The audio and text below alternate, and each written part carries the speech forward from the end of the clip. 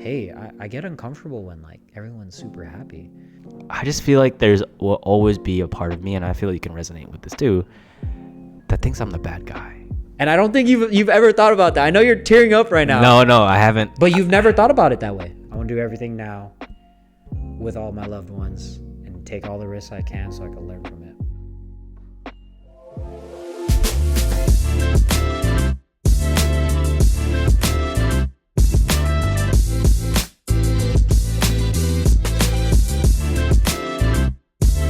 Hey everyone, welcome to the Highest Version Podcast. I'm your host, Rainy Philvong, and on this podcast, we talk about falling in love with the process of getting better every day and becoming the highest version of ourselves. Today's guest is actually a returning guest, the very first one. And if you guys been watching since day one, it is Zachary Aglugub, who had a very heartwarming, inspiring story about his mom, his sister, being in the service and what his purpose is now. So let's welcome back Zach. What's up, man? What's going on? Dude, thank you for opening up your garage. It's a very new, different, sick look for me. So unique, right? Yeah. And I'm glad we were able to figure out the lighting. On the other side of this camera is your at-home gym. Yeah. So this is going to be crazy. Yeah. And yeah, man, thanks for agreeing to come back on the pod and just having an update. I think there's just in the time span, because we started our pod, I think, September of last year. Yeah. And now, dude, like it's been what was that, 4 or 5 months? And you already have like so many life updates. Yeah. I mean, changes with you and your pod. Yeah. How much it's grown. Mm-hmm. I feel like it's way more official now. Yeah. No, I genuinely agree with that too. Yeah. Hey man, we all start somewhere. Yeah, for sure.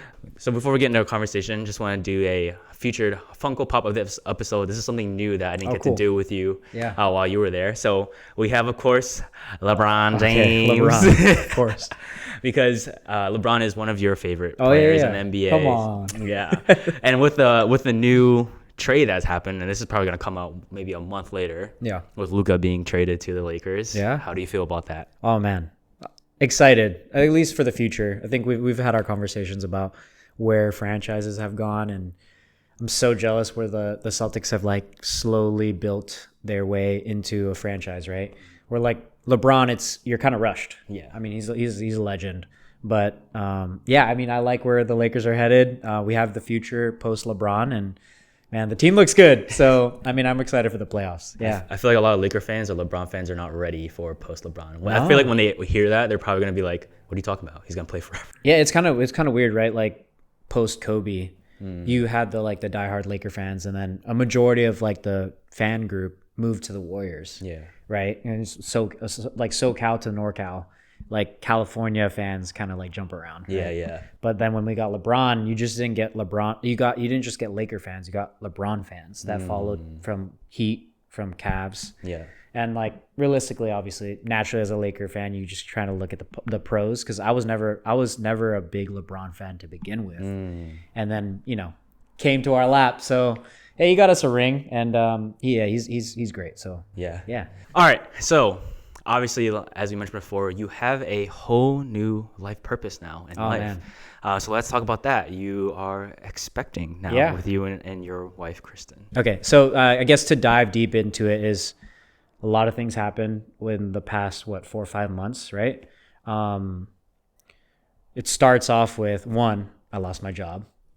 Right. So we start there. And then 2, 3, 4 days later, Kristen comes out and says she's pregnant.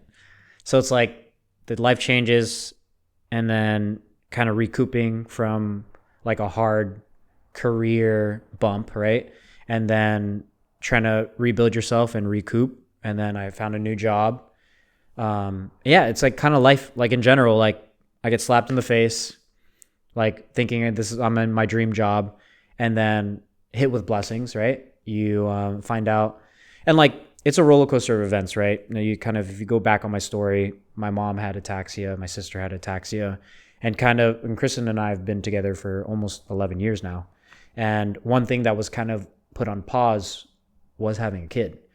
And more or less, it was the biggest reason was because of how afraid I was of ataxia. Right. Just in general, like more or less, I grew up with it and I saw it, and I was kind of scared of the truth of understanding, like, do I have ataxia? Could I pass it down? And so December of last year was kind of like the big change for Kristen and I, where, we wanted to start a family, and I kind of had to take the next step in like growing personally and like finding out destiny. Really, like my entire life, I kind of avoided the thought of ataxia because I was so scared of it. But as you grow, like as relationships grow, and like you grow as a person, as a human, you want to grow your village. And it's crazy. A lot has happened in the past 5 months. Yeah, no, seriously. Long story short. And with ataxia, if this is a viewer's like first episode, from highest version, can you briefly explain? What that is? So ataxia, SCA7, SCA7, is a spinocerebral disease. My mom, how we take a step back, it was a 50-50 chance I could have had it. And unfortunately, it stemmed with all the females in my family. So, it's a hard pill to swallow, but more or less it's like if I carry the gene, there's a 50% chance that my son could have it. It's something that's attacked and hurt my family. And like, I was raised taking care of my mom and sister, bound to a wheelchair. And yeah, it's like one of those things, right? Like you want to start a family, but you're scared that, you're going to have to go through the same trauma. And that was a big roller coaster event that we had to go through. Yeah, for sure. And then what was your feeling when Kristen told you that she was pregnant? Obviously, you were excited. Yeah. Then how did that ataxia thought kind of creep in? Yeah, it's kind of one of those things that you're still a bit scared because you did the research, you did everything you can. You went and sought out experts to see like what's going on, what's our status, and more or less, I think. It hit me hard, like obviously super emotional. But truly what the biggest hurdle was like when we got the results back that our kid is healthy. Actually, like it was the gender. When you find out the gender, you kind of figure out, like if the baby's healthy. Yeah. And I think, in the grand scheme of things, like I get super emotional thinking about, his name is Elias Jacob Aglugub. I get emotional because it's a full circle, right? Life in general is a very precious thing. And to think that, I'm fortunate enough to be able to carry my blood into that next, like that legacy, right? To answer your question, more or less, it's just like a super emotional time because it did take a lot for Kristen and I to take that next step. Yeah. And it's something that we don't really talk about, right? Right. They're pregnant. It's meant to be because you guys been together for so long. Mm-hmm. But really there was like a lot of dark times, like thinking through it and even like consideration, just like conversations that never happened because I wasn't ready at the time. Right. Right. So, I think, not a close in that book and start of a new chapter, but more or less like, definitely have grown from it, right? And I think I've healed a ton, just naturally. Like I'm sure my son will allow me to heal in ways that I can't do myself, right? And I'm excited, man. Yeah, super excited for sure. With that new purpose in life, I guess, how have things shifted in your mind? A lot, right? Yeah. Even down to having a home gym at the house. Yeah. Like my purpose has completely changed. I wouldn't say it was always about me, right? I've always been one to like prioritize Kristen, like prioritize my village, my pilgrim, like just build my foundation, right? Yeah. And I think now it's like truly not about me. It's like goes back to my service, right? The service before self. It's like the same thing. I'm serving a bigger purpose than even myself, long term, because I want the best for my family, right?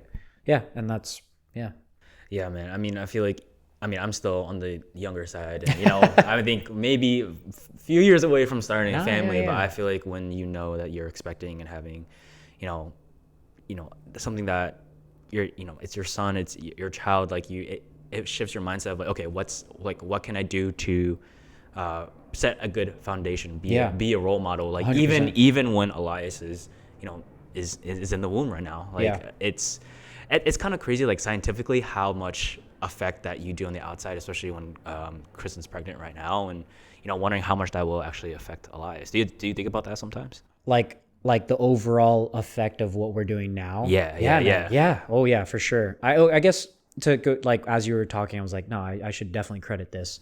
Something that's like been super like surprising in my eyes is, dude, ever since we found out that Kristen's pregnant, it's like I thought our communication was always super strong. Yeah.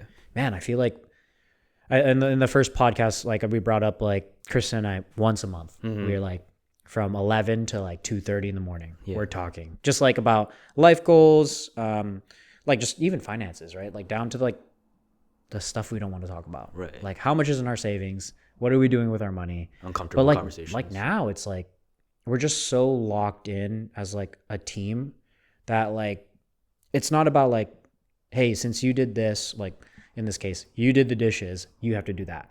I did the dishes, you have to do that. It's not like a pick and choose game. Now it's like we're a team. Like whatever's most comfortable or more like affects us in a like kind of, I don't even know how to explain it. Like it affects us in a positive way. We're pushing that route. And I just think it's like, I'd like to say we're doing all the things necessary to prepare for like long term, right? And I mean, the smallest practice of communicating with your significant other is like so important. And just seeing Kristen grow, it's kind of crazy. Like physically and internally, or just physically and like in our I guess you could go both ways, right? Physically, right? And she's just like eating everything that she can. Like when I see her eating snacks, I'm like, bravo, like proud of you, hun. But like, just as a couple, like growing, her as a business owner, growing in that perspective, like, right? Perspective, she's obviously pregnant. Like to see her grow as a owner in preparation of post Elias, right? Like she's preparing her team, long term, and to think like to be able to process that at a like an everyday pace and like preparing for that, it's like admirable. Right, because you could only prepare so much. But I think for what it is, like the things that you can affect, we're doing it. Like there's no perfect alternate process, but I mean, how fast has this pregnancy gone in your eyes? I mean, she's already at how many weeks or weeks? She's about 6 months in. Yeah. Like how, like I feel like just yesterday. May 31st. Yeah. I feel like just yesterday you just like told us about it. Dude, my reaction on the phone was. Dude, right before, because we were taking care of Willa, which is Kristen's sister's dog. And we were just like preparing lunch or something. And you guys called us, and I was like, is this a random call or is this a purposeful call? Yeah. And then like you guys told us, and I just stood there frozen. I was like, and Michelle was like, ah. No, it's crazy. I mean, I was so happy for you guys when you guys told us, and obviously I know history with your father, and we talked about that and how much it has affected you. Like this is your, I think we talked about it earlier about stopping that trauma or stopping that behaviors that that was passed down to you. What kind of, I wouldn't say like routines, but like what mindset do you have with raising Elias in the future? I mean, again, there's no perfect world, right? Because at the end of the day, you kind of have to work with some empathy. Like in this case with my dad, with all the trauma and all the issues that me and him have had, I try to give a little bit of empathy, because at the end of the day, he's a human being. There's no like perfect book or booklet that tells you like, hey, this is how to be a perfect father. But I would say like in my case, right, just like based off of how I am, how like my service, right, I definitely would love to like teach appreciation for where you sit, where you stand, who you are as a human being, and like morals and ethics, right? But like again, there's no perfect way of raising. The perfect way of raising your kid is going to be how you do it. And that's it. And if you think of them first, like obviously you're winning. But yeah, I would hope to see him. I would hope that he sees, like, as he grows up, he sees me as a hard worker, someone that looks at the family first, an amazing work ethic, and an addiction to the gym. Guys, you have no clue ever since he got the home gym how much he has pushed me, which is great. No, it was great. Like, videos will come out soon and see how much hard work it is, but I'm dying right now. I'm seriously dying right now. I even got my father-in-law and another brother-in-law in here. We were working our tails off. Yeah. But yeah, I just grit, and I think I kind of followed in my father's footsteps, but I saw my dad as a hero because he served in the Navy. I would hope he sees me as a hero, service or not. And even his mother, see Kristen as a hard worker. Parents that never made excuses and just wanted the best for him. I just hope that, at least. So Elias, when you're looking through YouTube and you find a video with your dad and your uncle, we're thinking about you. Yeah, for sure. And I think, for dads out there that have, their partner, they're in the stage where their partner's pregnant. Yeah. What's kind of some advice that you can give to them, especially now that you guys are 6 months in? Yeah. Patience. Again, I think a big thing that Kristen and I have evolved in is communication. Again, we talk all the time, but more or less, I think we dive into things that a lot more or less, like things that are hard to talk about, like taking a step back, like realistically, who's the go-getter, right? And those are like hard conversations, and we always, at the end of the day, like stick to what we think is best for our family, and not necessarily like personal egos or and at the end of the day, it's kind of like what's realistic, right? But yeah, I would say patience. Again, I don't know what Kristen's going through, right? And all I could do is massage her at the end of the night and like kind of get some hip soreness out. But yeah, I think, and the big thing also is I think I've been a ton more patient, not just like as a communicator, but even just like helping her. Like she used to be the grocery getter, right? And like that's another thing. It's like I all of a sudden like to go grocery shopping, like randomly. But I think it's like the intrinsic values that I carry for my wife that, like, I don't want her like doing everything herself. Right. I want to help her. And just a little bit more patient, and then literally a little bit more patient because she's wobbling. Like she's like walking like a little penguin. But yeah, patience for sure. I mean, obviously you and Kristen have been together for so long, and every time I talk to you, every time I come back to Cali, you've always harped on me with like you guys communication. Yeah. People out there either are still in the dating phase or have been together with their partner for many years. Obviously you and Kristen have been together for 11 years now. What is your key to just a strong relationship besides communication, unless that is the thing that you really want to harp on? Yeah, I mean, because I think internal goals change very, very often, right? Like tomorrow I don't even want to do this finance thing anymore. Like I don't want to work in the government anymore. I don't want to be in school anymore. Yeah.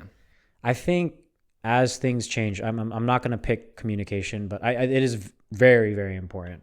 But I think a part of it too is like understanding expectations. Okay. Right.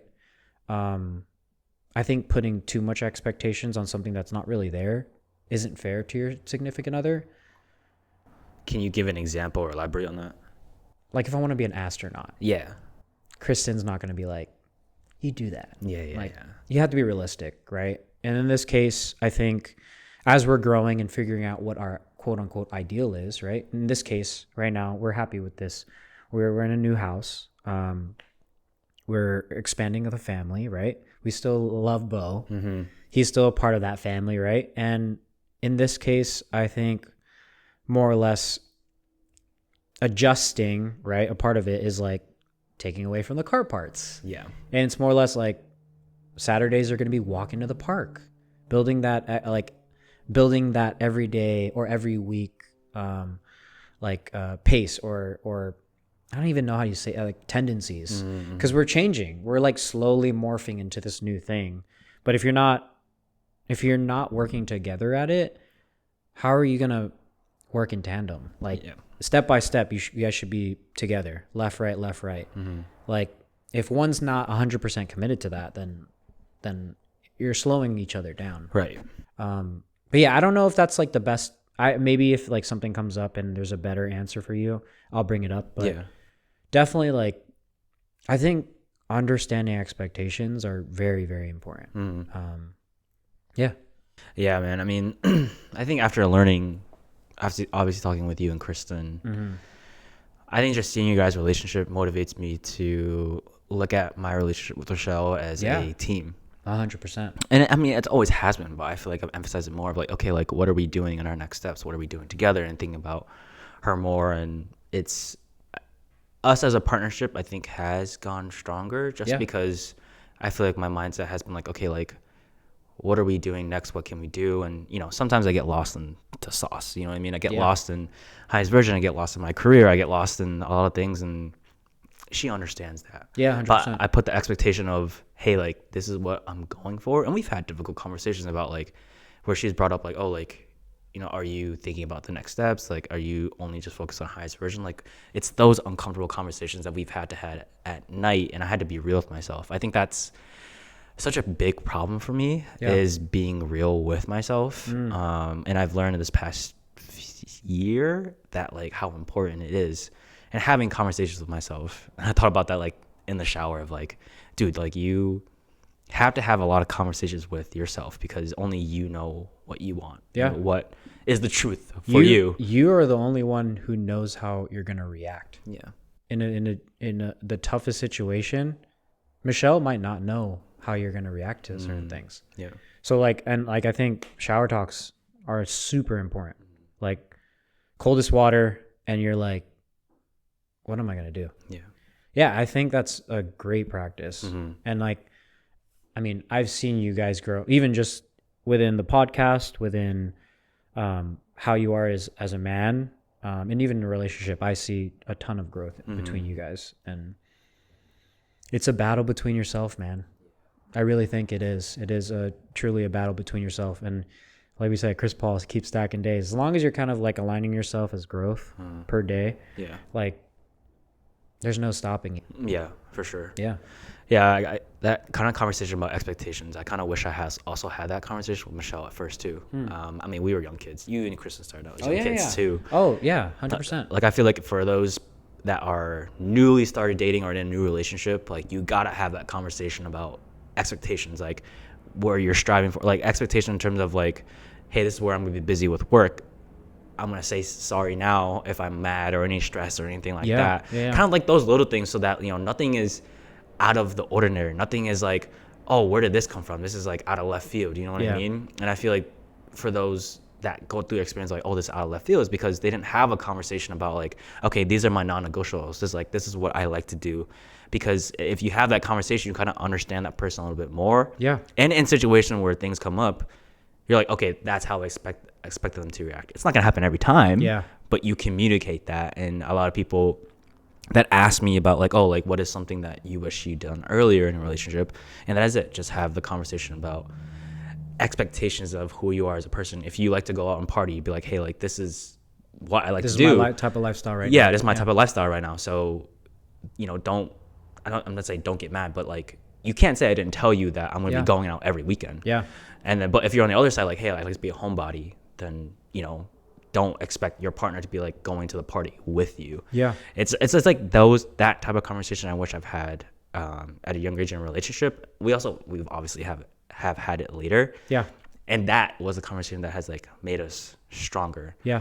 But I'm gonna give myself some slack just because we were young and I didn't know what you know, who I was and what I wanted at that time. You know what I mean? No one knows what they want. Yeah. I mean, realistically, like Kristen and I were 19 years old when we first started dating. And again, I ended up a year in or 2 years in, I ended up joining the military. Yeah, that's right. And it's kind of one of those things like create those expectations like, hey, I'm going to be gone. Yeah. Going to basic training in Texas and then I don't know where I'm going to be. And we kind of flowed from there, right? And like now we're here kind of building our family. Yeah. But I think, I think going more into expectations, it's like there's so many different like categories you could jump into. Yeah. Like another thing is like finance. Oh yeah. Gosh, like that's a whole podcast alone. Like a part of savings. Where are we working together as a team? And this is like, are we talking as like a new couple? Yeah. Probably not sharing money. Yeah. But like, let's say you're engaged. Let's say you're preparing for a wedding. Let's say you're married. These are conversations like couples that are in deep, like 8-10 years. They haven't had that conversation yet. Yeah. And it's like, it's super important because you're just prioritizing for the future, right? Yeah. And now, again, it's not about Kristen and I. Yeah. We've done well for ourselves, right? We built our careers. We've bought our dream home, our quote unquote dream home. I get to drive the cars I want to drive. Kristen gets to eat the food she wants to eat. Yeah. Because she's pregnant. Yeah. But I think at the end of the day, it's like that conversation doesn't happen enough. Yeah. Who's going to take care of the food card? Who's going to take care of the utilities? Who's going to take care of the rent / mortgage? Those are conversations like literally teammates don't have. Yeah. But yeah, it's so crazy, right? It's like you, like, how do you expect yourselves to keep like going through the relationship without having those type of conversations? Yeah, I mean, because I just think money is just such a sticky subject. Oh yeah, that too. When yeah, you yeah. feel, if you're not financially inclined about your own accounts, what makes you think you're gonna have that conversation with your significant other? Especially if you're like afraid to have that conversation. Yeah. Let's say you have some missing credit, like a bad credit score or whatever, a faulty account. Like, of course, it's kind of like an insecurity. Yeah. But I think, me personally, I think it's way more important to have that uncomfortable conversation up front in the beginning. Like, this is like a good one is from Chris Williamson's podcast. Is like, I'd rather have a conversation straight up, first date. Hey, something I wish I told my 10-year, like let's say 10 years ago self. I made some mistakes. I addressed them. I understand them, and I will never go back there again. And then you start from there. Yeah. If you want to up and leave that first date, great. Yeah. At least I told my piece. Right. But I think like I'm butchering that story. But I think simple thought is just like, if I just address my issues or my troubles and I am open about it, don't you think that allows your significant other or even just your date to show that I could be open too? Yeah. Because he or she might have some things in the closet that she wants to show or wants to talk about. Yeah. I mean, you touch on a good point here, and this is something again that I admire from you and Kristen's relationship is having those uncomfortable conversations. Oh man, those people that struggle with afraid of bringing a topic to their partner just because it might hurt their feelings. Yeah. You know, what's a mindset that you go in with to ensure that you can have those uncomfortable conversations? Man, I think at the end of the day, if it's the biggest thing is you can't be selfish with your emotions. Gosh, that's such a good one, because if I'm allowing myself to be like in certain cases, like I had some troubles mentally and I kept it away from Kristen because I didn't know how to explain myself, right? But I was just so frustrated all the time. In this case, it was like family, like seeing family happy, because I didn't grow up like In that type with of the best environment. situation, and I'm not blaming anyone, but more or less, I think it was just like how my brain was processing happiness with family and just seeing everybody super happy. But I didn't know how to explain it to her, and I made it into anger and frustration. And there was a point where I had to let go of my selfishness and trauma, right? To kind of like pick it apart and kind of tell her like, hey, I get uncomfortable when like everyone's super happy. But I think it was truly trauma growing up. Yeah. But I think I had that mindset as soon as I stopped thinking about myself and thought about Kristen. And when does that happen? I can't tell you. Yeah. I think it's when I was kind of like at my worst when like I lost my mom. And it was like a really hard chapter to close out for me. Yeah. And she was kind of the only one that I had at the time. So I'm not saying like you have to lose family members. I'm not saying that you have to have experience loss. I think it's just more or less like taking a step back and like looking at your partner and like, dang, she's like ride or die for sure. Yeah. And I think I keep that super close. And then from there, I look at her before I even look at myself and my priorities. So, and that's just how my brain is now. Yeah. It's like, and now it's also Elias. It's not just Kristen. Yeah. So, yeah. How do you balance that, thinking about putting your partner first versus like, your own goals and aspirations? And if you're locked in 24/7, it's easy. Like it's just like the gym. Yeah. The gym, you're taking care of your work. I think it's just like we were talking about this like over like the our like goals for the year. It's like the one thing is like with Kristen being pregnant is like I ask myself before I go to bed, am I proud of myself? And it's like as long as I'm like tallying up I'm proud, that I put the dishes away so Kristen didn't have to. I'm glad that I got my homework done when it was on the due date. I'm glad I got all these deliverables taken care of for work. Whatever it may be, I'm glad I went to the gym today. Yeah. I think like when you reroute yourself and your mindset as partners to think of each other before yourself, it's kind of like it comes naturally. Yeah. Yeah, it's been like that for a while now. Yeah. Yeah. No, for sure. I feel like, for those who, I think going back to my first question about like, if you are super uncomfortable with bringing up a topic that you feel like will erupt in a fight, don't look at it as a fight. Look at it as like a conversation to be able to speak your truth. Because at the end of the day, like you have to speak your truth to figure out if that other person is the right person for you, right? Yeah. But also like if you are withholding those type of feelings, that vulnerability, then you're kind of going through the motions of life, not living like yourself. You know what I mean? It's the growing opportunities. Yeah. I think more or less like it's also another thing, Kristen, when we fight, when Kristen and I, if we do have an argument, we're not attacking each other. It's truly like we're trying to like pick each other's brain. And it wasn't always like that, but I think now it's like we think about we've fought so much that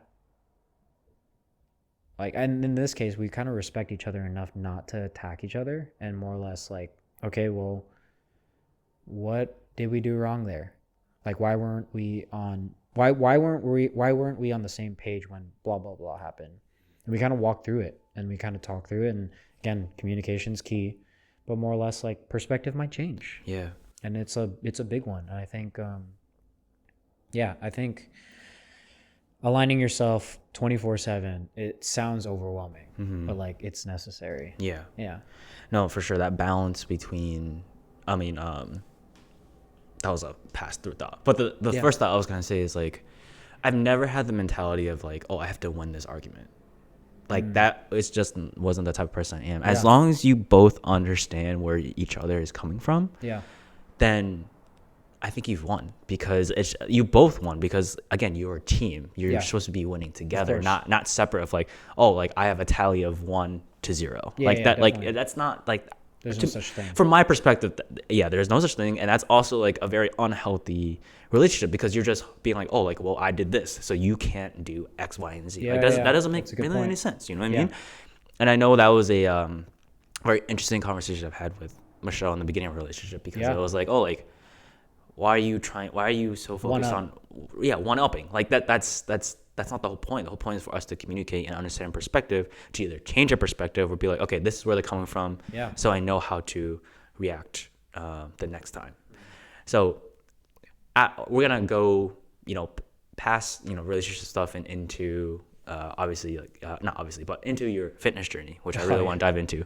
But the last question I had about like your relationship, and I'm kind of fascinated by how like I'm picking your brain about relationships. Yeah, man. But hey, it's a growing opportunity, man. Yeah. Like I literally think, like I said this earlier in the podcast before you did lights, camera, action, snap, that something that's been created with Randy and I has been that it's like it's a naturally I'm growing as I have conversations with you. And I think it's like something that I've learned even just in having conversations, like shooting the shit. Yeah. I'm growing even just perspective wise when you're like kind of pushing different info to me. So it's like, it's free game. Yeah. Everything's free game. For sure. Yeah. So obviously we talked about your perspective on you and Kristen's relationship, and you gave us gems of advice on it. So appreciate that. Yeah, of course. Let's get into your fitness journey, because that is also something that has been a huge update since that last episode. Yeah. I mean, you lost how many pounds in how many months? So ultimately, it's been 18 pounds in the past 2 months. Wow, that's crazy. Yeah. Dude, it's just your drive, to be able to do that, 18 pounds in 2 months. Yeah. Dude, I feel like even losing a pound a month is like really hard. Yeah. It was a lifestyle change, man. I have a coach now. Shout out Francis. But yeah, I have a coach. It's kind of like overall lifestyle. Elias was going to be born, and I kind of wanted to, I was always a big gym goer. Yeah. But I kind of wanted to tighten up and like literally tighten up, but like more or less like tighten up in places where I felt like I wasn't educating myself in, like nutrition. Like I didn't realize how much walking is important, or like cardio, right? Just getting the heart going, more or less like overall healthy lifestyle for long term. Kristen's pregnant, so kind of incorporating some healthy alternatives and just overall living like a healthier, balanced life. Yeah. Man, I was like at one point, I'm not the tallest guy. I'm not, but I'm also not the shortest. But That's okay, short king. 173 on me does not look good. Is that when how much you weighed on the first episode? Yeah. Okay. Yeah. Probably around there. Yeah. But yeah, at my worst, I put on some weight. Yeah. And yeah, I dropped about 18. I'll give myself a little bit of credit. I'm like around 20 pounds now. Okay. Dropped. Yeah. With like no loss of muscle. Still have my strength. It's not like I'm just not feeding myself. Like I'm on like a just tracking my macros and my calories, and I'm locked in, man. 2 months in. Dude, it's nuts. And like, you've influenced me to get a trainer. Shout out go. my trainer now, Stephen Chen Fit. Let's go. We're gonna be starting the journey soon. Well, by the time this episode comes out, we have started the journey. Yeah. But I mean, dude, your drive, your mindset, is there what's your goal with your body? Is it just overall just to be healthier? Yeah, I think it started like I have IBS, right? Go back on the first podcast, like just kind of learning my body and like understanding what's sensitive to my stomach, and kind of learning the different alternatives, right? More or less staying away from gluten, stay away from the pizza. I think just overall, my overall goal with this fitness journey is more or less just understanding myself more, like my body, what's important to me, and like hopefully I could kind of take that to Elias, and like just different like long-term changes in diet and just lifestyle change. Yeah. Elias was gonna come out jacked out the womb. Yeah, dude, I'm already giving Kristen creatine, dude. She doesn't know it. She doesn't know. You used to put in all her cereal. Yeah, her cereal every night, dude. Midnight cereal. Is it midnight? What time? It's midnight. It's midnight. She's crazy. I'm like about to go to bed. She's like, I want cereal. What? What are we talking about? I used to be the one like, oh, can you make me popcorn? I like 12 o'clock. Really? But now it's her. It's her. That's crazy. She's crazy. Hey, well, I mean, she's eating for two now. Take notes. Creatine in the milk. It'll take care of it. I mean, dude, I think seeing your work ethic, and I mean, I harped on this in the first episode, but it's insane. Yeah. And obviously you lost a lot of fat. What has really helped you in that? Was it the diet? Was it, what has your trainer told you to help with, fat loss? Yeah, it's not like a specific thing. Yeah. It's cool. Like you're losing fat, your abs are finally showing that we're hiding in hibernation, right? It motivates me, right? Yeah. But I think overall, like just having IBS and that battle every day is like, I feel good. Yeah. Like I'm not like anxious, like, oh dang, I had that whatever it was 2 days ago, and like now I'm feeling it. Like everything's very consistent. You know me, I'm like a numbers guy. I'm very calculated. Yeah. So like allowing myself to like putting myself in a diet and just like understanding my body, what's going in, super wholesome foods, just knowing what's going in. It allows less stress on my end, and just like I'm a high motor guy. And like to that, the gym, right? I'm like on this like era, I would say. Like my motivation is to, like, my internal circle, I want them to look at me and be like, dang, I'm exhausted. Like I just want to make hard stuff look super easy. Yeah. And like I think the hardest part and like through that journey is consistency. Like having the will to say no on certain things, like when it's fun or when it tastes good, like when food tastes good, but like, no, I'm gonna stick to my diet. Yeah. It's like discipline, the consistency in discipline. And then at the end of the day, the hardest part is training. Yeah. Like I send my coach videos and he's like, nope, like go slower. Like 1 more rep there next week, or 5 more pounds. But like I'm in the video, like I'm failing. I'm quitting. Yeah. And it's like, it's that. And I think I'm very good if I'm given some military, right? If I'm given something, I'm good. Like, yeah, I'm good at taking directions. But like with my coach, it's like on top of his expertise, and shout out to him. He just got his IFBB pro card. So he's a huge mentor in my eyes, but it's like kind of the accountability. Like I want to prove myself like right, that I will stay consistent. Yeah. But like, I want to make him proud. Yeah. Cause he's like literally my number one cheerleader outside of my wife. Yeah. Like he gives me the applaud when I get it, like when I deserve it. And he literally is pushing me to like my best version. Yeah. Yeah. He's pushing you to the point where pushing you past your limits. That's what I was looking for. I mean, with having a trainer, cause you know, a lot of people think like, oh, like I can find this stuff online. What's your perspective on that? Like, is a trainer necessary? Is it not? Man, there's a lot of free game out there. Yeah, I would say. I think the hard part is like the personalized experience behind it, because you could just get a trainer and like, hey, do this, do that. Will they check up on you? Probably not. Or whatever it may be. It's like those niche like programs, right? And I thought that was the case, but it has become like a friendship, my brotherhood. Like I'm in their group chat. We're all hyping each other up. It's literally a family. Yeah. And more or less, I think a casual gym goer that's just trying to like get better. Yeah, you'll find some resources. But if you're really trying to fine tune things like to a personal and lifestyle, I think a coach is necessary. Yeah. And like, I also take it as like I'm learning from him every month, because we're altering diet plans, my caloric intake, my macros, like down to like the fats and the proteins.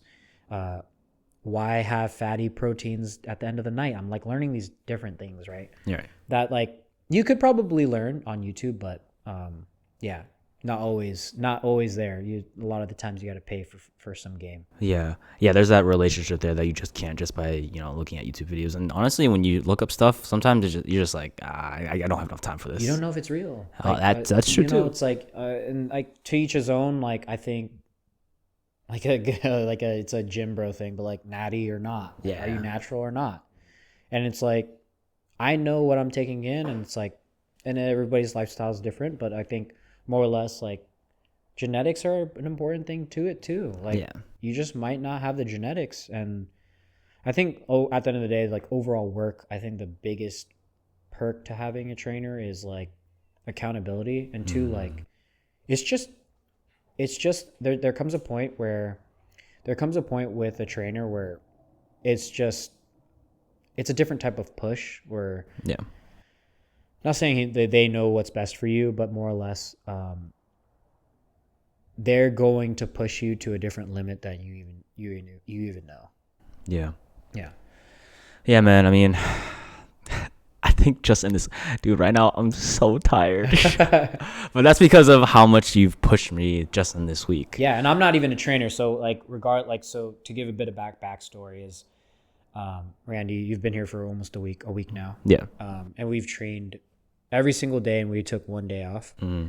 And I've kind of ran him through the cycle of my week of push, pull, leg, push, pull cycle. And yeah, I think I've put you through the ringer. Yeah, dude. I mean, even you said it, I feel like every time I come here, I've looked my best. Yeah. In terms of like physique wise and Yeah. like training wise, like it's always like we don't always do till failure, but like I feel it. Yeah. Like compared to like when I go home, it's gonna be a whole different game. Now I have to bring this mindset Yeah. to there. Yeah. It's the intensity, man. Yeah, for I sure. think well, that's what we kind of started off with me and Francis is like, I had great form. My timing was great, but there was like missing intensity. And like when you just lock in and yeah, you're just grinding through like, and like overall, if you could work your tail off 40 minutes to an hour in a gym, Yeah. your day is good. Yeah. Everything should be easy because it's clockwork, you know? And then if you put yourself in that mindset day in, day out with the discipline that you're putting in with the diet, you're just locked in. Yeah. Everything should be easy. Did it surprise you when he said that, you know, before you obviously partner with him, that your intensity in your training actually wasn't that intense? Because I feel like even before, like it was Pushing. intense. Yeah. Yeah. It's eating the humble pie. I was just like, yeah, Francis, I don't need to record myself. Like I know how to train. Like I see what the tricep pull down is. Yeah. But man, when you take away the ego part of training and like truly wanting to learn, right? Yeah. I think that was the best part. It's like I was so kind of ego driven about the gym, like, and I didn't feel like I wasn't like, oh, it's like I'm like looking at other people and like looking at their weight. It's more or less just like an internal game. Yeah. But like as soon as like I kind of took a step back and kind of focused my mindset more on the function of this workout. Why am I doing it? Yeah. And truly like focusing on form and the overall stretch, like, man, it's humbled me. Like, man, you have no idea. Like, I don't ego lift or anything, but it's different. Yeah. Yeah. It's a different game. Yeah. Cause you're like, oh, like I've, you know, before you got your trainer, you're like, oh, I could lift this weight. Yeah. But then like he tells you, you know, more time on attention. You're like, I can't get that shit up. Yeah. Yeah. Yeah, definitely. For sure. I feel like that's going to happen with, you know, my training experience. And I'm interested to see how I'm going to reflect on this when this episode comes out. Yeah. Just because like, I know in my mind, and you know this too, like even when I train with you, my negatives, and what I mean by negatives, if you're not a gym goer, it's just like say, for example, like you're doing a bench press, right? So your negatives is like on the way down. So when you're not even pushing, you know, like I'm always doing that slow because solid rep. Because like I know just what my joints and how weak I am, that like it's I need to go slow, because if I go fast, like I'm gonna break something, right? So I was like, okay, like I'm interested to see like how he's going to push me in that sense. Yeah, it's great practice that you already have the great timing and time under tension. More or less, like I wish I kind of like refocused since the beginning on that. Yeah. But I mean, just weight that like back then I would consider putting on a barbell, I just don't consider it anymore, because like, I'm just so focused on like my overall like training quality. If that makes sense. Yeah. Yeah. Ego is a very interesting thing to reflect on. I leave that outside, man. Yeah, bro. You gotta leave that shit. Whether you're going to the gym, I think just even in life in general. Like, I think it's, but then there's that not paradox. There's that whole like, oh, like how much you're gonna give yourself credit, right? Because with that, you kind of have to bring in your ego a little bit to give yourself some confidence. But then if you have too much, then your head's just big, and then like you're just like, you think you're the shit, but you're actually not. Yeah. I guess what's your perspective on ego? I know you said leave it out there, but you know, in some cases you kind of need ego to have that self-confidence in yourself. Yeah, I think ego goes a long way, because ego carries experience. Yeah. Right. But I think it could clout you. It could kill you. Yeah, it could kill you. More or less, like I would say, I don't know. It's just like I kind of leave attitude, like in the case of a gym, right? Yeah. You see like ego lifting, and more or less like at the end of the day, it's like I'm at a gym for a reason, right? Yeah. Everybody's trying to grow. Everybody's trying to like improve somewhere. Oh yeah, like, for sure. I'm not, me personally, I'm not going to like question or like think of someone differently if they're like ego lifting. Yeah. Because they may be doing something that I am not even thinking about, like powerlifting, or like, let's say like someone's struggling on a 45. Yeah. And like in my head, ego gymmer, like this is me, ego lifting, right? Or ego, like just in my thoughts, like I could hit that. Yeah. Like, why is he struggling on that? He's double my size. Right. But like, you don't know that he just finished 50 reps of that.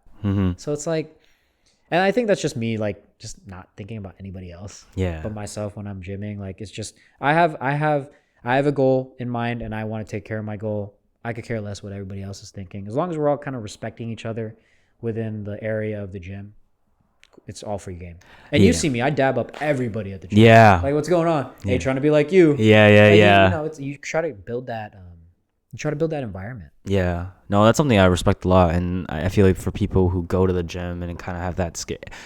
To be honest, society has made gym a very scary thing. It's intimidating. Yeah. No, it is. And I was gonna bring that up. That next topic is like, the gym is a very intimidating place, because like someone that's new to it, someone that's has no experience in the gym, Right.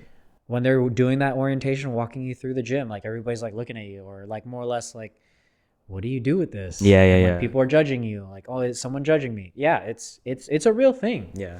But I think if you, at the end of the day, you kind of build a culture within like that gym area. Like you kind of try to find a community. Yeah. Just like everything else, you find a community. Dude, you need to have your own gym. I would love to see the mission value for your own gym. Yeah, that'd be sick. It's always been, and I know you brought it up like maybe 3-4 days ago when we were training here.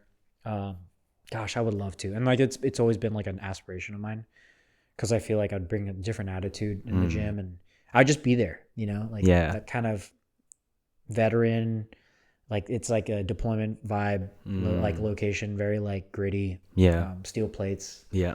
But yeah, I would love to. We'll see. Yeah. Maybe in the future, it's definitely like up there, and like maybe one day. Yeah.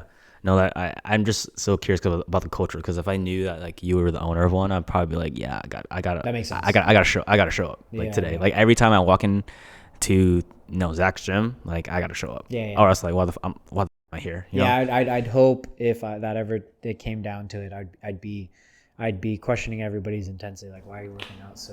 Yeah. Why are you so lazy? Yeah. And it's just a 10-year-old. What do you mean?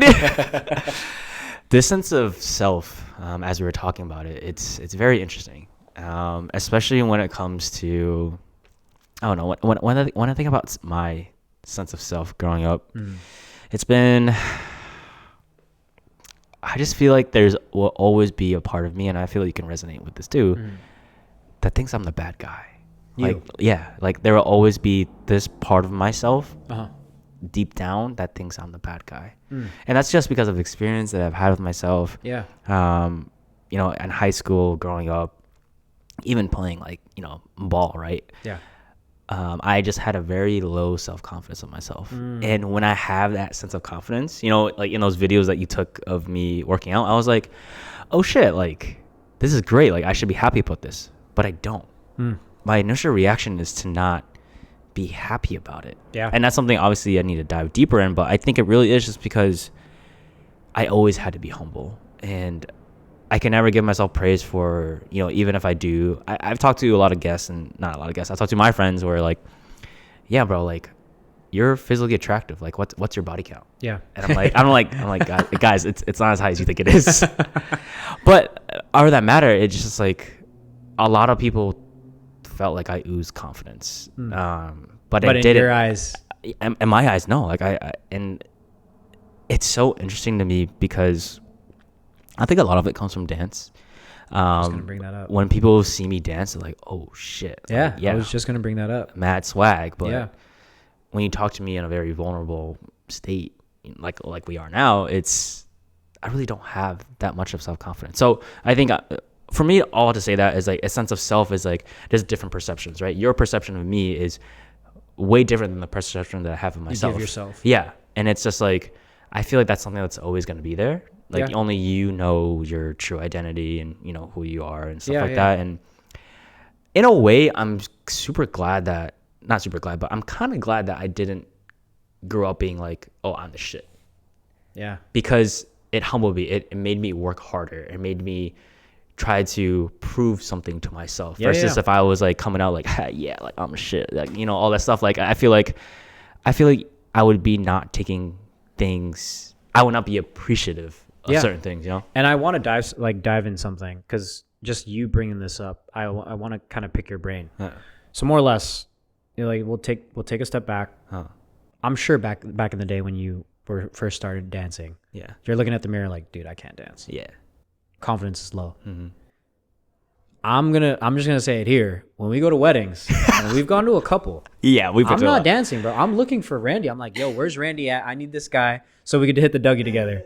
You know what I mean? I would, like, before you came in the family, I was the one that danced. Yeah, you were the dancer. Like to each, like in that concept is like, I think what you need to take from this, right, moving forward into this place, this safe spot you're creating with this podcast, and having these uncomfortable conversations with not just yourself, but with people that you're bringing onto the pod and your family and loved ones, is that, bro, this is literally a walking step to a better self. Yeah.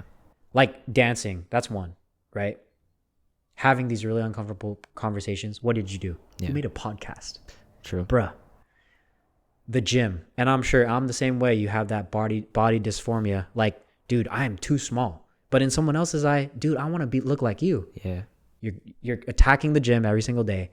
You're sending us videos at 6 in the, what is it, 5 in the morning? Yeah. Or pics of 5 in the morning, like lock in. Yeah. Like, I think like it's the step by step. It's like those wins, right? Like you're kind of proving to yourself. Yeah. Because you weren't egotistic and like, hey, look at me. Yeah. You're kind of like growing into this new form of Randy. Yeah. Right? And like you've always had it. Yeah. But it's like you kind of just have to prove to yourself.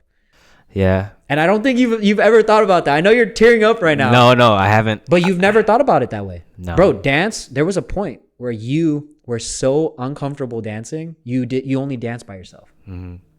Bro, you lead your own dance, like your own like dance, like in this case, you would call it what? Like joined a college crew, college dance crew. But you like teach others. Yeah, true.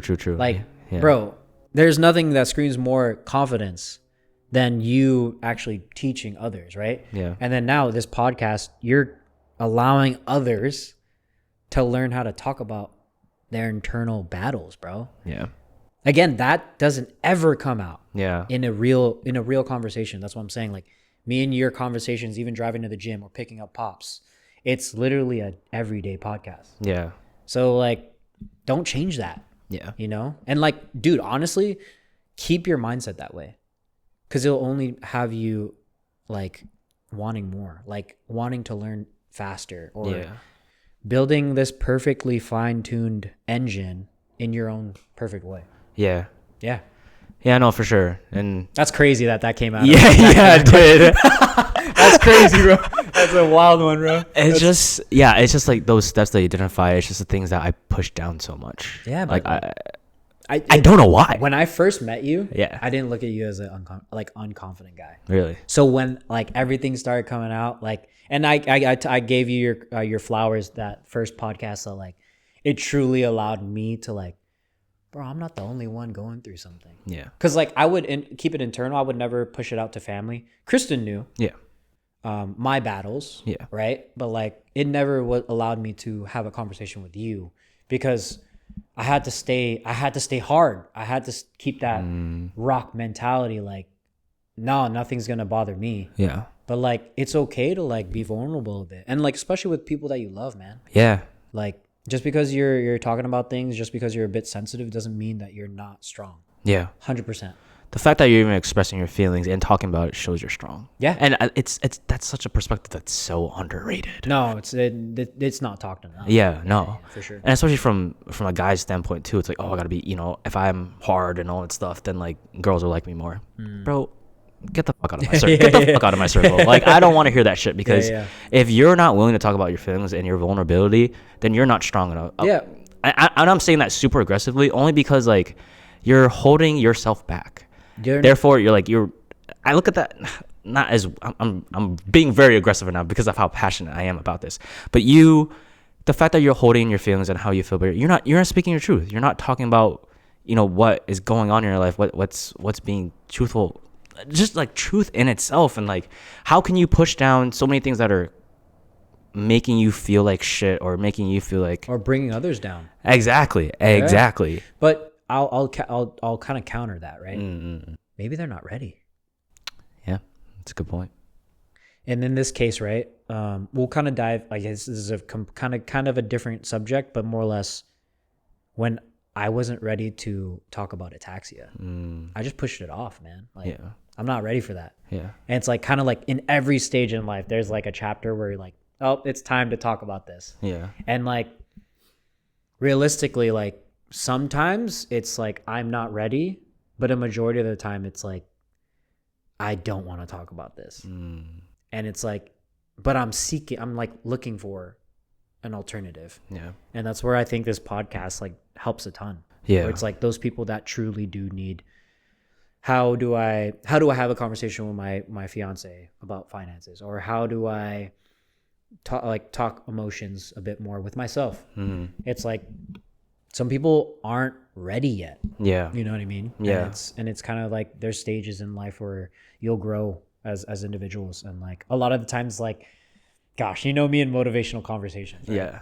Some of my friends don't like that. Like, Why? Is it because it attacks their ego? They might just have their own personal thing going on. Yeah. And they just like, again, Chris and I are super goal hungry, and like, sometimes like it's not always like wanting to talk about goals till 2 a.m. Right. It's like, it's kind of like an ick. Yeah. But it's kind of like just like any conversation.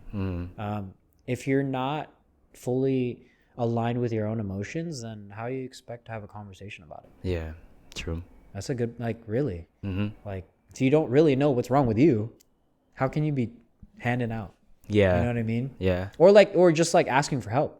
You don't even know what's wrong. You can't even identify what like the internal issues are. Yeah. How are you supposed to ask for help? Yeah. Yeah, no, that's a good point. And I know there was a point in time where, I mean, I feel like one of my superpowers is getting people to open up and 100% and vulnerable and create that safe space. Yeah. I don't know where that comes from. I think it's just like I just genuinely care about people. Yeah. And especially those that I love a lot. Going back to that self thing, it's man, I mean, you caught me tearing up and fucking as you're talking about it, I'm like, bro, you're literally countering yourself. Yeah. I'm glad. That's great. Like, again, we to the viewers and like the listeners, like, we don't have a script.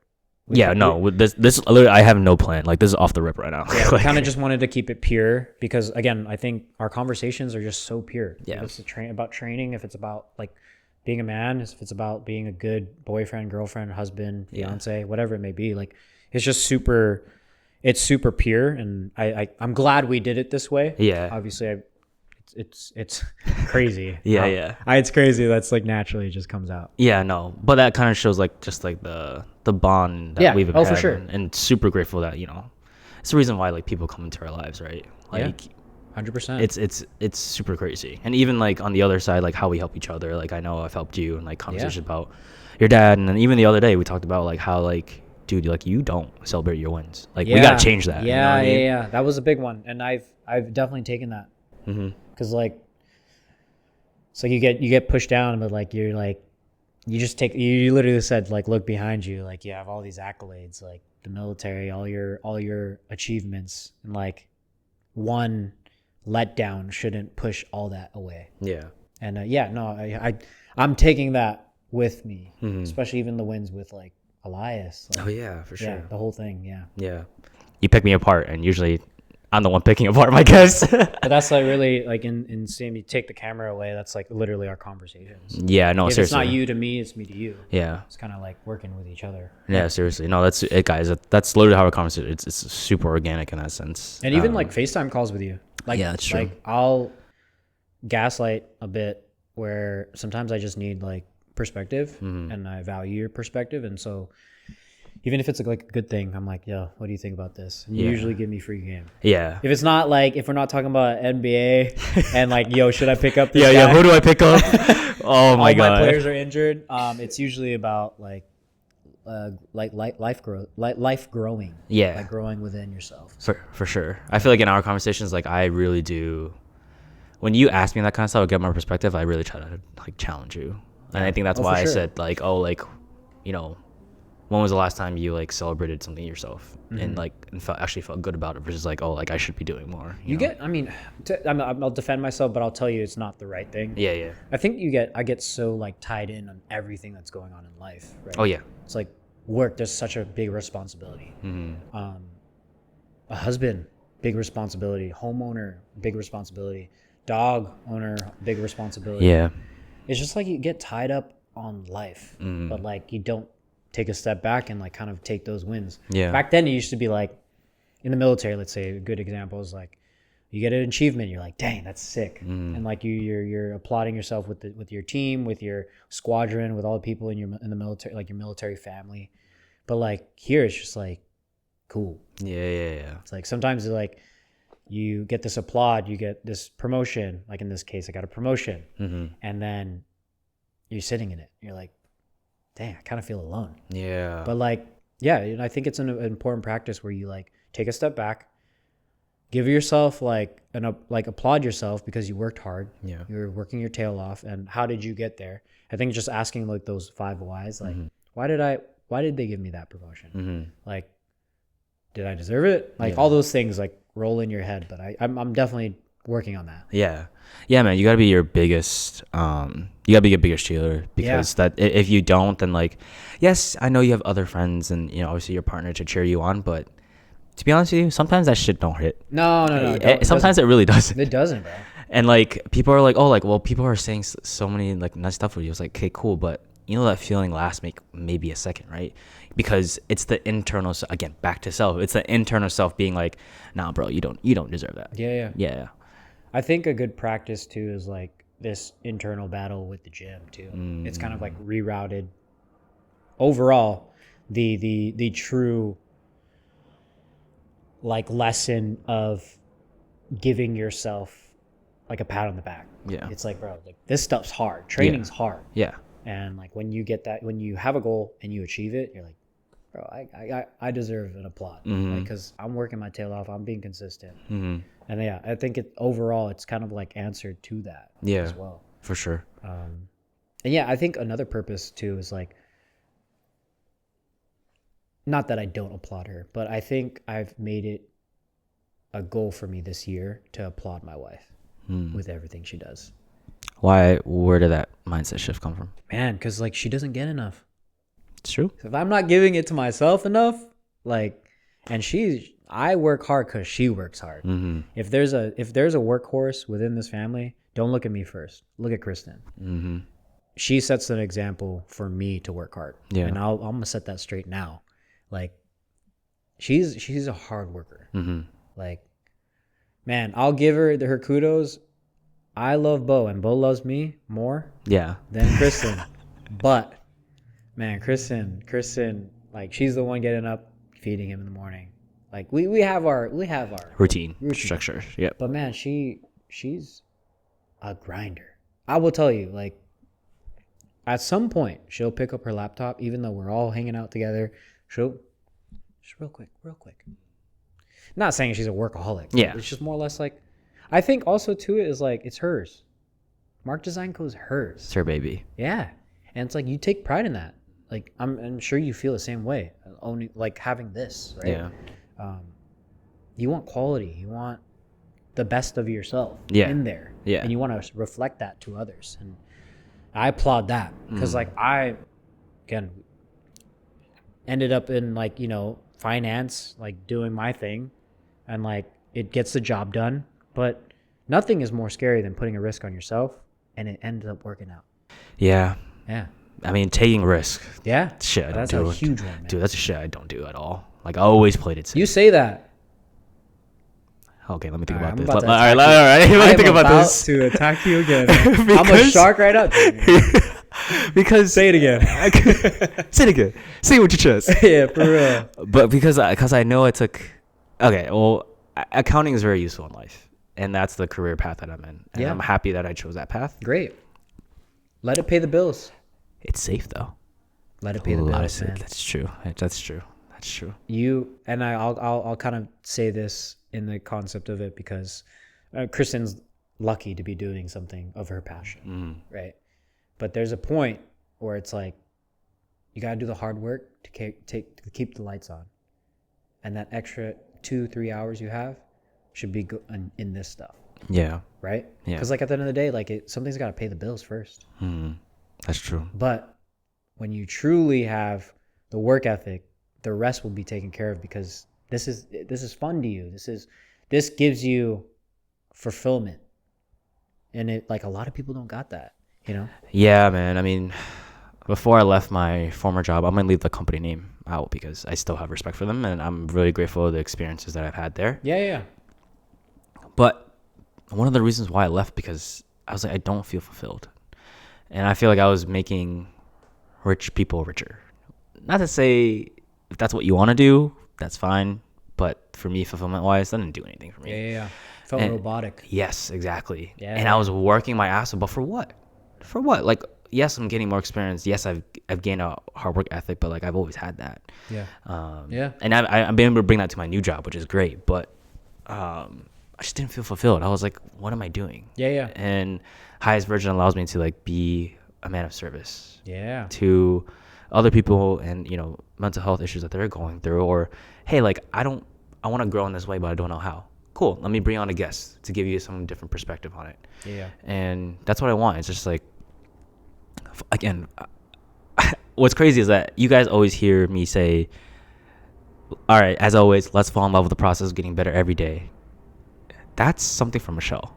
Dang. She said that. For real. Yeah. And I was like, dang, that's crazy. Right? Just gave me goosebumps. And everyone's like, when did this come from? Like when? I think we were just, I don't know. We were just like sitting in bed and maybe I was reading and like, I think she took my like, getting better every day and putting let's fall in love with the process of getting better every day. Damn, I love that. And I was just like, damn, how the fuck come with that? Impact. But look, that's the slow. That's literally, I think, maybe the mission slogan of highest version. It's not about the destination that you're getting to. It's about the journey along with it, because that's where the growth pains and all that stuff is. Yeah. But all that to say is like, that's why I wanted a job that could give me more time back to do this and not feel obligated. Like, oh, I have to be strung to my desk and stuff like that.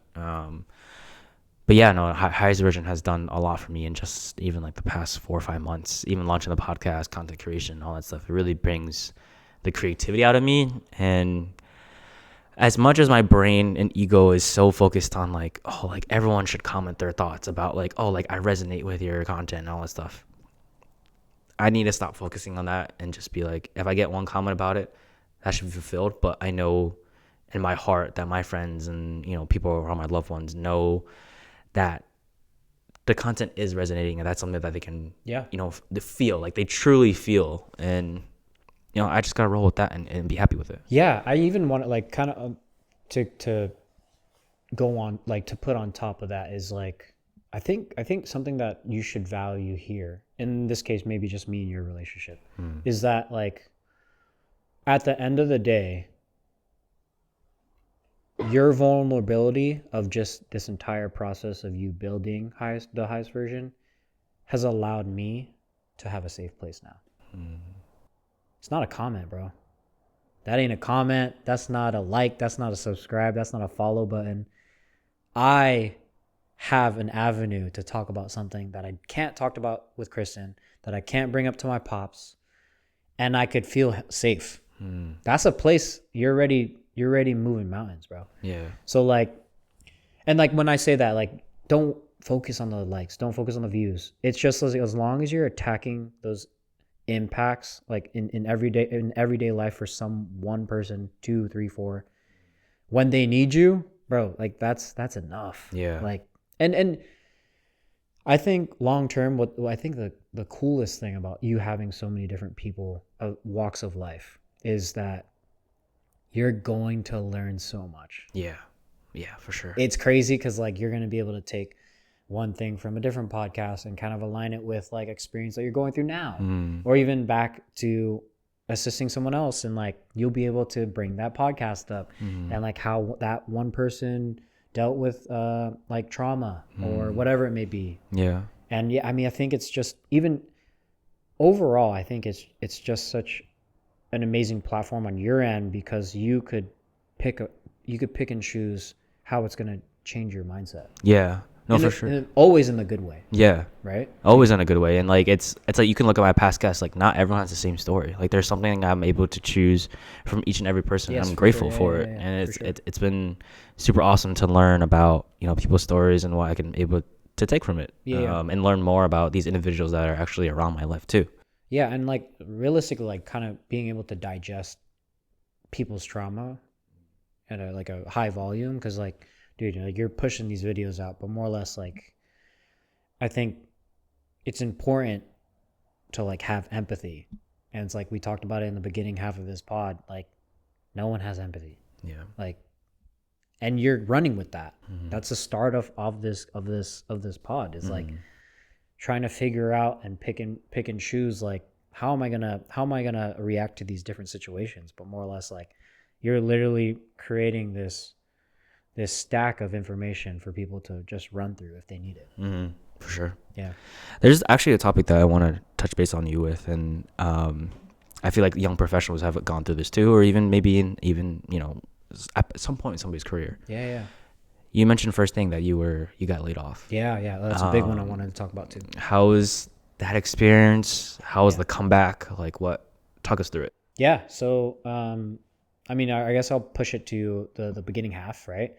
Prior military, 6.5 years in the Air Force, and then kind of pushed through my undergrad during that time, and then I started a job at PwC, so PricewaterhouseCoopers, within management consulting, and then was at USC. So like all these different things, right? But long story short, I was let go in September of last year from PwC, randomly, just no piff, nothing, just cut from the wheel, the mouse train, like the back and forth hamster wheel of like just working through the gauntlet. Yeah.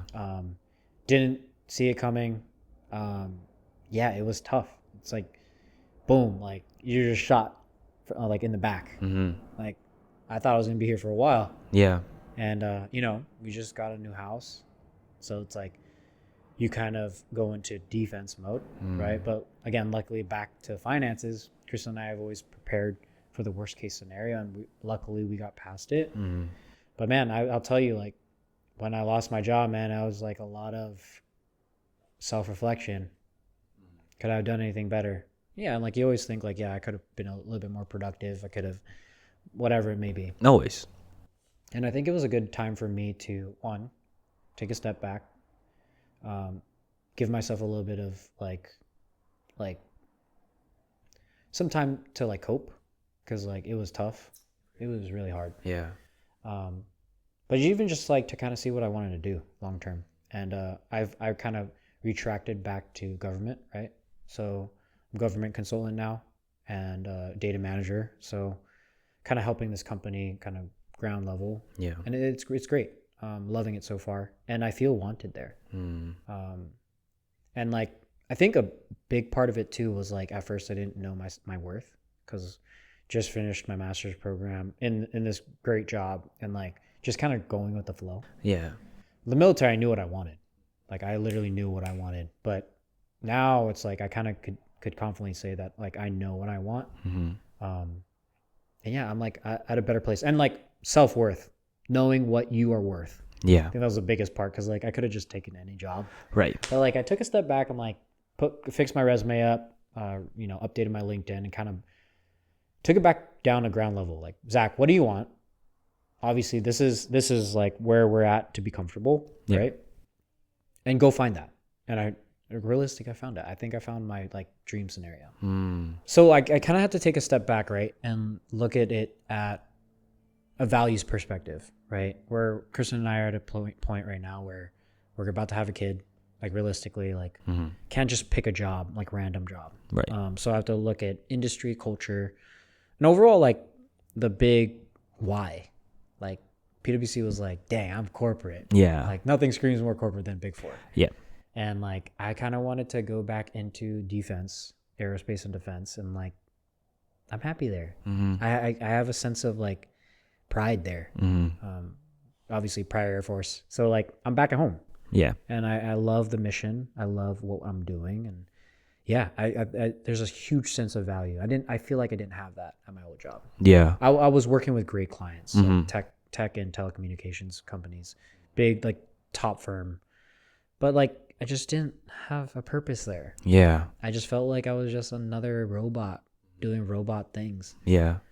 And yeah, that's how I felt. Yeah. I think it's crazy that you wouldn't have even thought about this if you didn't get laid off. Like and I know when you told me you got laid off, like how much that hurt, especially coming from military service. Like you always had something where you never left, something unless it was on your terms, right? And this situation you left on basically not your terms. Yeah. And it's a hard thing to swallow because I feel like you also are a person that's like, oh, like you like to control what's going on. Yeah.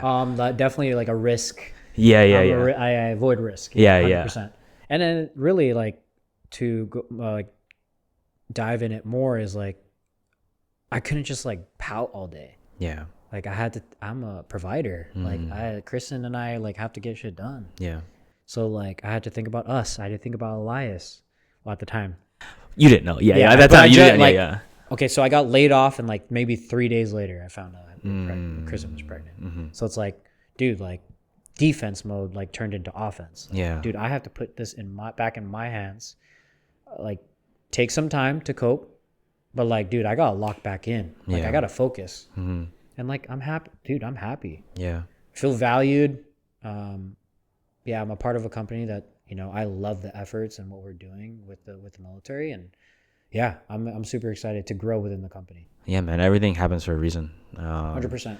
And my plan at my first company was to be there for 5 years. Yeah. And for me not to, and make that decision to leave, it was hard for me because I felt like that was my identity. That was my plan. That was a plan that I've had since the age of 8.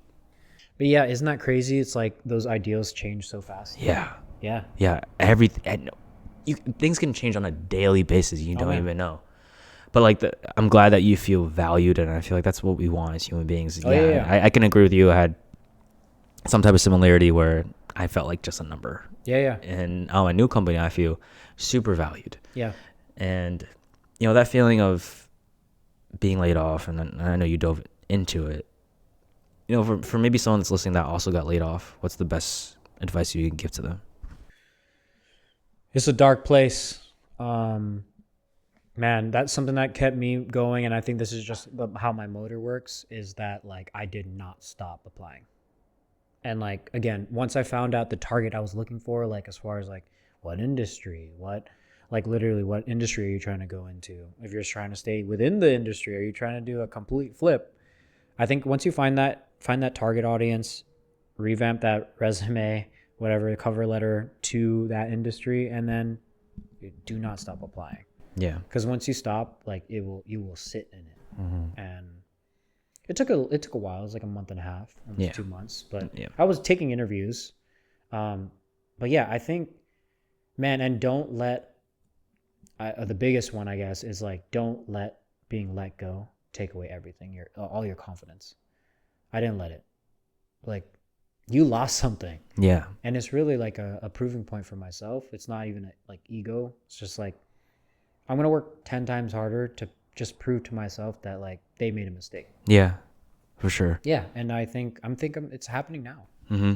Like in just like overall, my lifestyle has just changed. And like my overall mindset has changed too. Yeah. It's just like, I wouldn't want to work for a company that's just, you're a robot. Yeah. Yeah. Just another number. Mm-hmm. Yeah. Yeah, man. Coming from a guy of service, like, yeah, that's just, all of this is just a tough pill to swallow, but like, it has led you to the position that you're now. Yeah. Yeah. And then to be honest, like, and there's nothing wrong, like the firm wise, right? I'm not taking shots. It's more or less like, I just didn't feel like a part of it. Yeah. And maybe it's just because of my military background. My dad served 24 years in the Navy. I served 6.5. All I know is military. Mm-hmm. So it's like, maybe I'm grasping for something that's like normal in my eyes, but I think it truly goes back to like intrinsic and extrinsic values. Like I am a man of service. Yeah. My family comes from service, and that's where my morals are. Yeah. I mean, you were also going at a time in a very hard job market too. Like it was election year. It was pretty dry, bro. Yeah. It was dry. Yeah. But you kept pushing and you kept getting, shooting your shot regardless of what happens. I think in that time that you told me, we kind of talked about how like you're like, all right, like I don't have time to pout. Like I need to go. But then I challenged you and was like, dude, this is real shit that's happening to you. You should take some time to really talk to yourself and ask those questions of, okay, like this happened. Like what can I do now? Like, yes, this sucks. And I'm going to analyze that. But then a week or a day later, like I'll get back to it. And the reason why I said that to you was because I knew you were going to go full on like survival defensive mode. Yeah. Offensive mode. It's the way I'm routed. Right. Yeah. But I'm here to be like, yo, like, look at how you're feeling. Look at all those and be like, okay, like, how does this make me feel? What thoughts is this pointing me towards? Because that's okay. Yeah. Like, that is okay to do. I'm not saying to process it, especially in that situation, to take months or a few months. Maybe you can. You can, yeah. Just know there's the not the balance beam, but there's what word am I looking for? There's actions for your consequences. Yeah. Take the time to process whatever you're going through as long as you need to, but know life does go on. Yeah. And luckily, like, I feel like your mentality has pushed you to obviously be like, all right, what's next? What I got to do next? Yeah. But I just didn't want you, because of all the conversations we had before, I just didn't want you to push those emotions away. Yeah. Because those were growing opportunities. Yes. But also in my eyes of like, okay, like I've known Zach for X amount of years, and like I know he's going to push those emotions away, but I want him to like feel it, to embrace it and understand it more. Oh, 100%. And like, that's why I didn't let you like be like, all right, cool, Zach, let's on to the next. Yeah. Let's skip this conversation and do something else. Yeah. How's basketball? Yeah. No, 100%. I think every time I talk to you, ever since when I did lose my job, that was the overall conversation that we talked. And you're in Boston, I'm in Cali, so yeah. I mean, we're also busy guys, so 100%, dude. We're busy. Yeah. No, real talk. Before we get into song association, I want to say, thank you, man, for coming on the pod again. Of course, and man. It's always a great conversation about growth, and obviously training with you. You make me physically look highest version of myself, literally. Yeah. And I appreciate you as your brother. I appreciate you as just everything you are, man. And I know we've had conversations about where we look at the bad side of ourselves, and we've used that to define ourselves. But I think in the past year and a half, like we've really just been like, all right, like we know that's not our true self. Yeah. But this is who we are, and this is who we should appreciate. So just giving you flowers there. I appreciate that, man. And then honestly, when you kind of evolving this concept of the highest version, it's like, it's really cool to kind of see how it's like you've evolved. Not let's take the pod away, but you as like an individual, like your confidence just beaming, and like just needs to be part of all your aspects of your life, and that's the goal of life. Like, it truly is like just building your true self, and like and it's cool seeing you blossom, like just like Mark Design Co. how it blossomed. Like this is the same thing, and even just like you could take the biggest win, and the biggest win is you growing. Yeah. As a person. Yeah. That's all you need. Yeah. That should be enough, bro. That's a hit hard moment right there. That should be enough. It honestly. Is. No. And it's I have to give you your flowers too, man, because I know how much work and effort you put into this. And we all see it.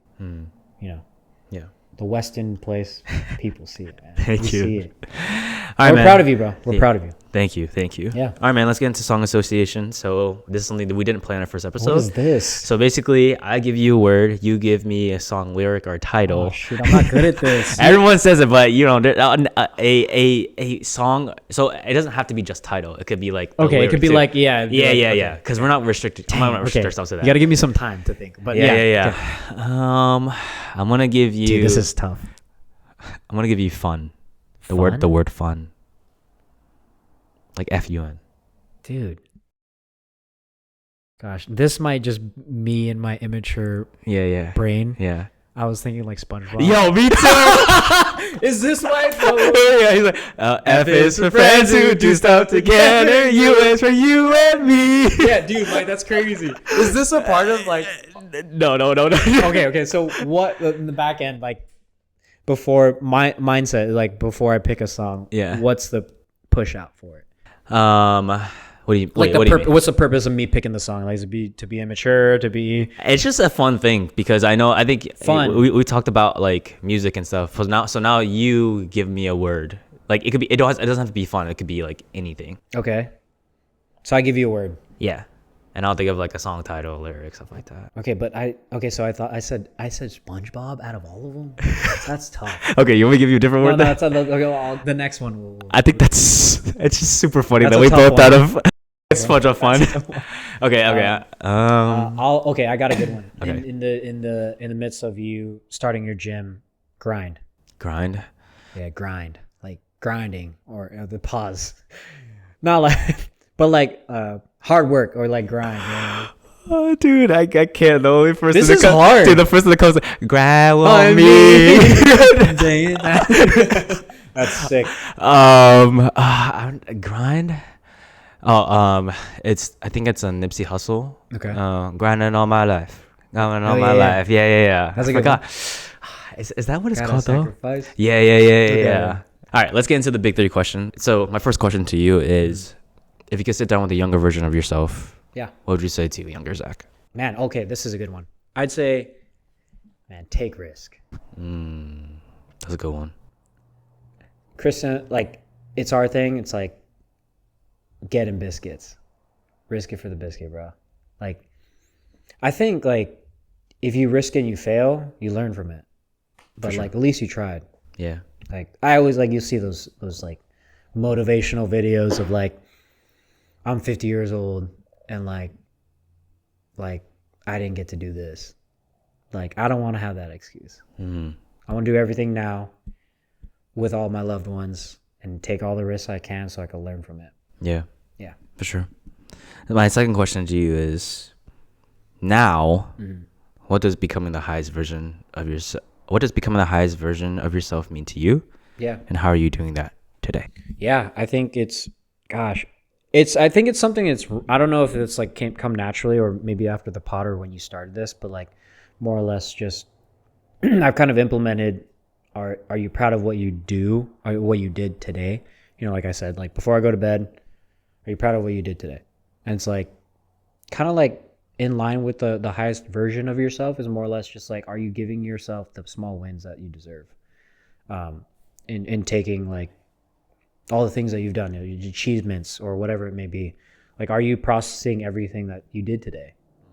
Because like you got to live in the moment too. Yeah. So I think, yeah, definitely. And it's super important to me because like now I'm having a kid. It's like I have to teach that to him, you know? Yeah, I think reflection is super important on a daily basis because there you go. you just, even the tiniest moments, like you should look back on and see how you react to certain things, or maybe that's something that you will change your direction of like your goals, or something that you don't want to do anymore. Sure, like reflecting is a very underrated concept, Yeah, underrated 100%. practice for sure. 100%. Yeah, definitely. And my final question to you, and you already mentioned Ricky, who is a big mentor of yours Yeah. in the first pod, and Tyler, which those two we will make happen. Yeah, you got to. If you could connect me with someone to come on the podcast, who would it be and why? Yeah, I think what a cool one would be in the process of like your training journey. I think like Francis, my coach, would be cool. He has his own like YouTube channel, but like I could definitely like shoot it over to you because like again, he's like my biggest cheerleader outside of my wife, and like I've never met the guy, Yeah. so it's like it would be cool to kind of for you to pick his brain and like even hear his story would be really cool. For sure. Oh man, thank you again. I appreciate you. Yeah. I mean, I think this was a very organic conversation, Loved it. and like Laughs, cries. yeah, laughs. Oh, just me crying. Right. I don't think I you would, were. dude. You almost had me. Oh yeah. That's how we do. Yeah, 100%. You made me cry last time. I did. And then I cried heavier than you last time. Yeah. Yeah. But it's a part of it. Right. You grow with emotion, man. No, I think emotions wise, like you kind of grow with emotion. You kind of take it with a grain of salt, but big picture, as you kind of learn within yourself, you're growing the people around you. Like every conversation I have with Kristen about growth or opportunity or whatever it may be, like life growth, we're both growing together. So yeah. For sure. All right, guys. If you liked any part of this episode, please clip it, share, tag us. Please like, share, subscribe, comment, anything that you can do to expand the community. And as always, let's fall in love with the process of getting better every day and becoming the highest version of ourselves. Love y'all.